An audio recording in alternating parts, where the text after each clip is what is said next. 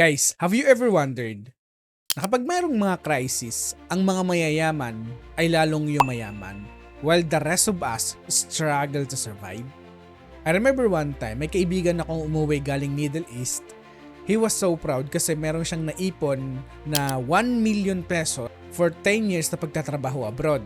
Ang unang ginawa niya ay bumili ng kotse at saka lupa. Pero after 2 years, naubos na ang kanyang pera.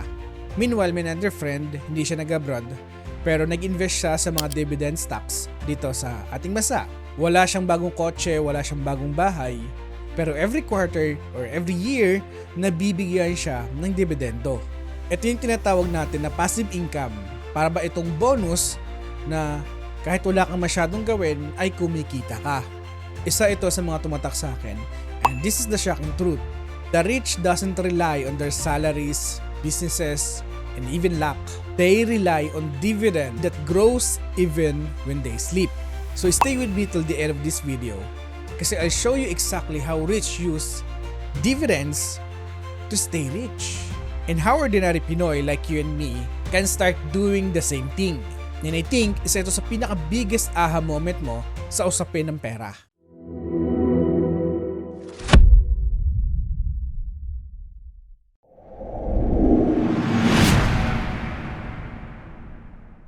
Let's be real. Have you ever noticed na kahit na bumagsak ang ekonomiya, yung mga mayayaman ay kaya nilang i-maintain na kanilang lifestyle? They still eat in same restaurant, they can vacation, and some nagiging mas mayaman pa after the crisis. Pero, paano? Sila ba ay genius? Or sila ba ay merong secret business? Or baka naman sila ay corrupt? Na huwag natin pag-usapan ng topic na yan, pero back tayo sa topic. Ang katotohanan dyan, the big part of their wealth strategy, ito ay nagre-revolve lamang. Usually yung mga ordinaryong Pinoy kagaya natin ay laging itong ini-ignore. Ano ito? Ang dividends. Ang dividendo para sa mga mayayaman ay para itong secret paycheck. Unlike sa normal paycheck, ito hindi nangangailangan ng hard work, labor, overtime, or even stress. Imagine you own shares of a company and every quarter, every year, they are saying thank you sa pagbibigay ng portion ng kanilang profits. Ito yung pera na pwede mong i-spend, save, and reinvest without lifting a finger. Now guys, ito yung mga napansin ko at very shocking ito. Ang mga mayayaman, hindi lamang sila mayroong pagmamay-aring mga businesses, they own also shares of another business. Ang ibig lamang sabihin nito, hindi sila nagre-rely sa one source of income lamang. Imagine kahit bagsak ang negosyo nila, may dividendo pa rin pumapasok sa kanilang bank account. That's why ang mga mayayaman ay parang untouchable pag mayroong mga crisis. And meron nga akong nabasa na study, yung mga average millionaire daw ay mayroong at least 7 sources of income.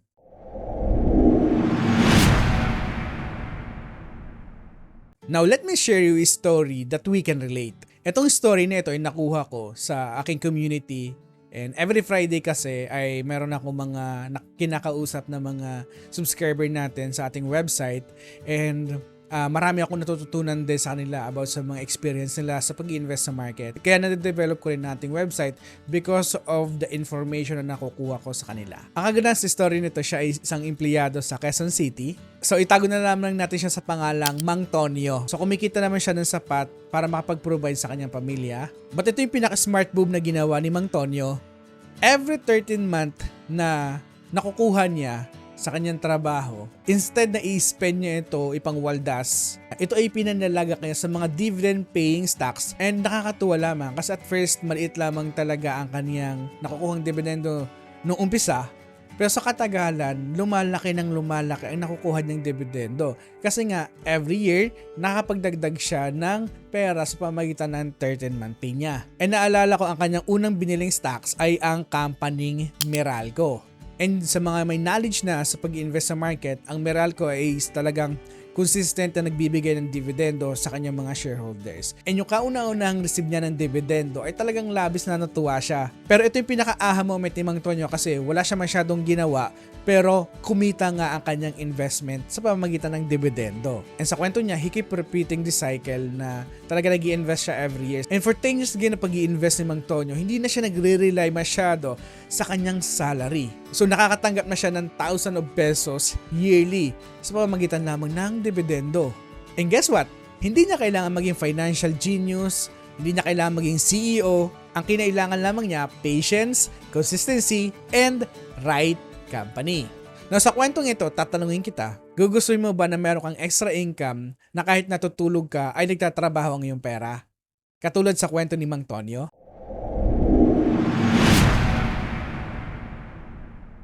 So ano nga ba talaga ang dividendo? Try natin itong i-breakdown in a simplest way. Imagine, you and your barkada own a karinderya and you split yung ownership equally. And after a month, ang iyong karinderya ay kumita ng 50,000 pesos na net profit. Now instead of keeping all the money for future expansion, ang ginawa nyo ay kumuha kayo ng tig 5,000 pesos each sa inyong kinita. Kumbaga parte nyo and thank your effort na rin sa ginawa nyo. That's dividend. Now, medyo i-level up natin ito ng kaunti. Instead of karinderya, meron kang pagmamayari o part owner ka ng isang malaking giant company like Jollibee, Ayala Corporation, Globe. Itong mga kumpanyang ito ay kumikita ng bilyones. So, as an investor, makakakuha ka ng shares or parte mo sa pamamagitan ng dividendo. Now, ang ganda sa dividendo, yung kumpanya na yung magtatrabaho, mag-hire ng mga empleyado, magmamanage ng expenses, creating strategy. Pero ikaw, ang gagawin mo lang, just sit and receive dividends. Hindi ba parang ang sarap and perfect pakinggan ng setup na ito?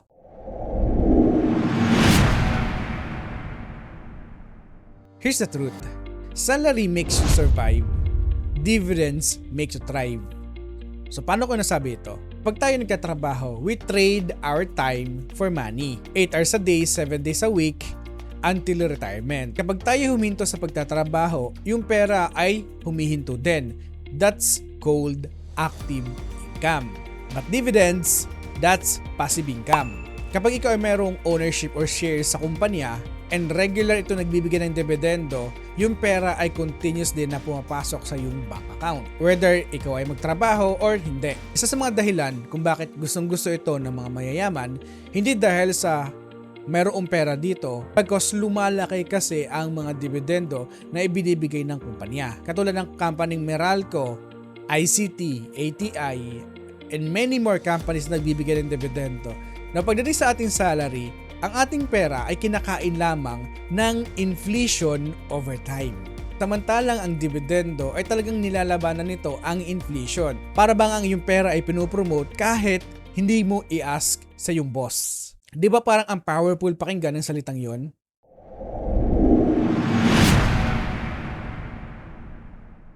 Now some people say, I'd rather buy a stock and wait the price to go up. Ito ang tinatawag na capital gains. Yes, pwede kang kumita dito, but only if you sell. Dividends, on the other hand, ito ay nakakapagbigay naman sa iyo ng cash flow. Real money that lands in your bank account regularly. Now, para mas lalo nating maintindihan ito, think of it this way. Ang capital gains ay para itong pagbebenta ng karne ng baka. One time, big time. Pero ang dividends ay para naman itong pagkuha ng gatas sa baka. Every month, meron kang nakukuha. Ang kagandahan dito, buhay pa yung baka while enjoying the benefits. Now, tatanungin kita in the long run, ano ang mas beneficial? Of course, yung milk. That's why yung mga mayayaman ay gustong-gusto ang dividends. They don't like selling their assets. Gusto nila na buhay ang baka habang umiinom sila ng gatas.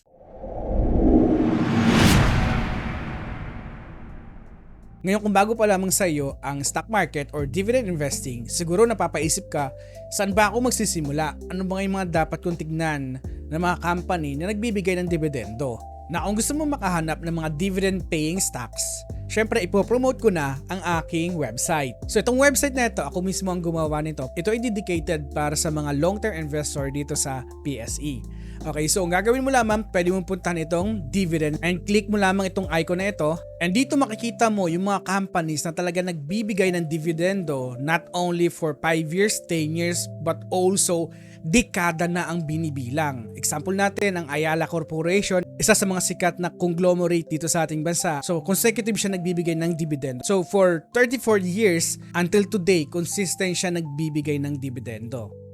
Ito namang Far Eastern University ng FEU, kilala ito sa pagbibigay ng magandang dividendo sa kanyang mga shareholders din. And makikita natin dito for 34 years din consecutive siyang nagbibigay ng dividend. And makikita natin dito na talagang marami pa mga stocks ang nagbibigay ng dividend ng walang palya sa kanyang mga shareholders. And kung gusto mo naman ng malalimang research dito sa kumpanya para makita mo ang mga dividend information nito, pwede mo itong pindutin. Important reminders lamang sa mga dividend stocks. Most of these companies are the same companies that control yung mga essential services like kuryente, tubig, groceries. As a customer, obligado tayo magbayad every month ng mga bills natin or mga essentials natin. Kung hindi, mapuputulan tayo or hindi tayo makakakain. Habang ang mayayaman ay kumokolekta every month ng dividends as an investor. Hindi ba parang ironic tignan habang tayo mga ordinaryong Pinoy ay nagbabayad ng bills, ang mga mayayaman ay nangongolekta ng mga dividends.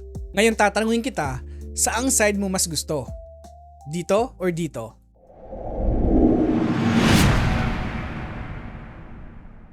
Ang karamihan ng tao hindi ito nare-realize. Ang pagiging mayaman hindi lamang tinutukoy nito kung gaano kalaki ang iyong pera.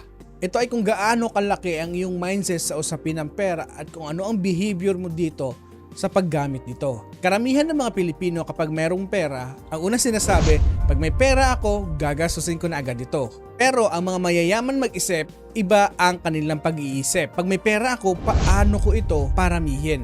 Ang dividends ay talagang very perfect fit sa mindset na ito. Kasi yung income na makukuha mo dito, it doesn't require extra work. So kung imagine natin, kung meron kang 1,000 shares ng company Globe, you get 10,000 pesos just for holding this company.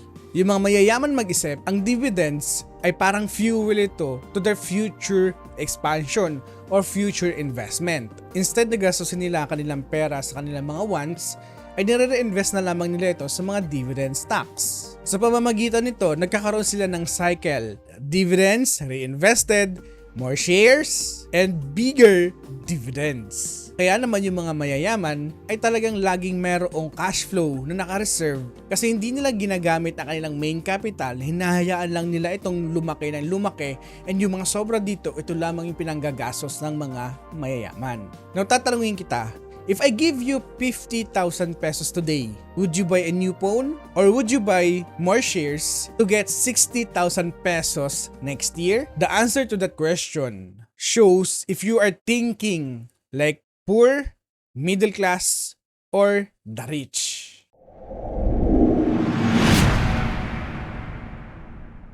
Sa mga nakatravel na sa mga malalamig na klima, and kapag nakakagawa kayo ng snowball at pinapagulong nyo ito sa hill, habang bumababa ito, lumalaki ng lumalaki yung nakikreate niyang bola. Now, sa mga hindi pa naman nakakapunta, kapag nakapanood naman tayo ng movies, di ba, ganun din yung nangyayari, lumalaki ng lumalaki yung bola. Ito yung exactly nangyayari sa dividendo natin kapag ito yung nire-reinvest natin. Now, let's say meron kang 100,000 pesos at inilagak mo ito sa mga companies na nagbibigay ng dividendo at nakakuha ka ng 5% yield annually. That's 5,000 pesos per year. Na if you spend yung 5,000 pesos na kinita mo sa dividendo, ubos na, tapos na. Pero kapag ito nire-invest mo, next year ang iyong dividendo ay lalaki pa. Hindi na yan 5,000 pesos. Nakakakuha ka na ng 5,500 pesos or maybe 6,000 pesos. Ay kung i-repeat mo ito ng i-repeat per year, makikita mo kung gaano lumalaki ang iyong dividendo na kukuha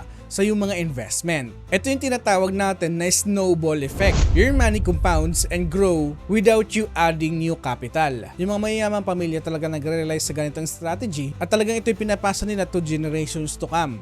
And in fact, according to the study ng Fidelity noong 2022, around 40% of long-term returns sa stock market ay nanggagaling sa kanilang dividends and reinvestments. And ito yung isa sa pinakamahalaga, hindi mo kailangan magkaroon ng 1 million investment or na capital para magsimula. Pwede ka na makapagsimula kahit 1,000 pesos lamang ang iyong unang nilagay, makapag-create ka na ng account. And kapag continuous mo itong ginagawa yearly, I assure to you, na lalaki at lalaki ang iyong investment. Ngayon, kung gusto mo magsimula at naghahanap ka ng broker, pwede kong i-recommend sa'yo itong isang account na ginagamit ko, ang Dragonfy. So for as low as 1,000 pesos ay makakapagsimula ka na mag-invest. Kung mag-invest ka ng 1,000 pesos and continuous mo itong ginagawa ng consistent, surely enough, lalaki at lalaki ang iyong investment. Ang mga founders nito ay si John Lim, Kat Lau, Tony Tan Katchong, ang may-ari ng Jollibee, Injapsia II, ang may-ari ng Merrimart, Double Dragon. Makikita mo dito na talagang mga bigatin ang mga may-ari ng Dragonfy na pwede mong pagkatiwalaan sa pag-i-invest dito sa ating bansa.